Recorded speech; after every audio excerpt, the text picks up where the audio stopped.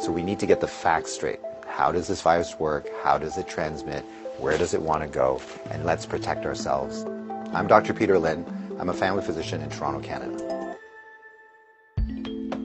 The coronavirus is a family of viruses that can cause as mild things as just a common cold, all the way up to SARS or MERS. These are these bad pneumonias that we're talking about.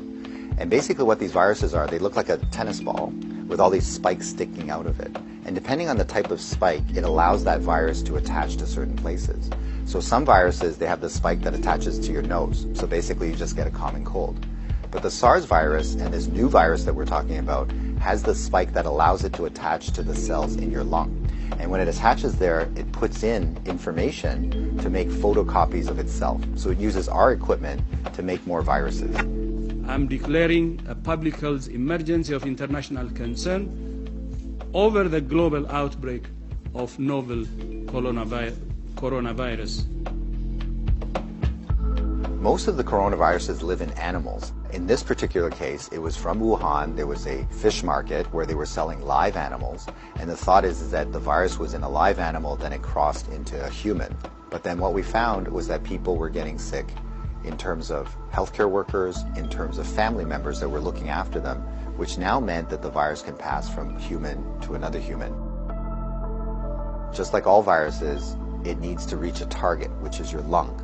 And it has to get there with your help. It has no feet and no wings. So therefore it needs us to move it there.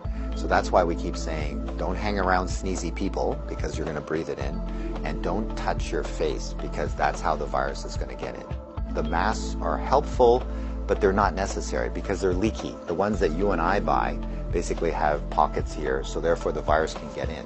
What the masks really do is they stop us from touching our face. If you're sick, we tend to mask you, so therefore you're not spewing out the viruses to other people sitting around you. The true people that have the real masks are the N95. Those are sealed. These are for the doctors that may be caring for the patients. So in the beginning, the coronavirus will cause kind of like flu-like symptoms or a cold. So people just get the stuffy nose, that kind of thing. But you'll understand that as soon as that virus starts manufacturing in your lung cells, they're producing all these copies of the virus, all of a sudden now you kill the lung cells. So now you can't exchange oxygen. And that's why one of the early symptoms is people get very short of breath and they tend to have a difficult time breathing, and that's why they end up in hospital. So currently, unfortunately, we don't have a direct treatment for the coronavirus. So we don't have a medication that can kill it off. And so it's really supportive. So in other words, the patient can't breathe, we give them oxygen, help them to breathe.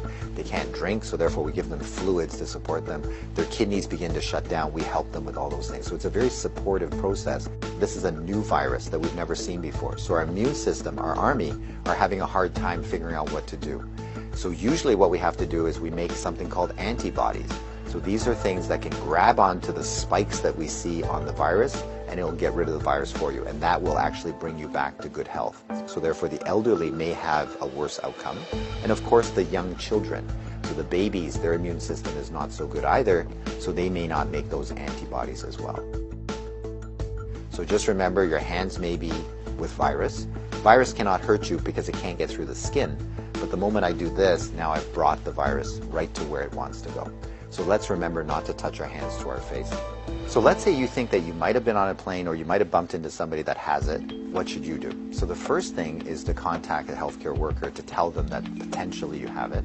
If you're feeling symptoms and you're going to go into a facility, call ahead. Okay, so whether you're calling the paramedics or whether you're calling the hospital or your doctor, just mention that you were on a flight. If you don't have any symptoms, then what we do is a little bit of a self-quarantine. In other words, we can just keep you away from other people, and so you don't go into parties, don't go with your friends, don't go into public transportation.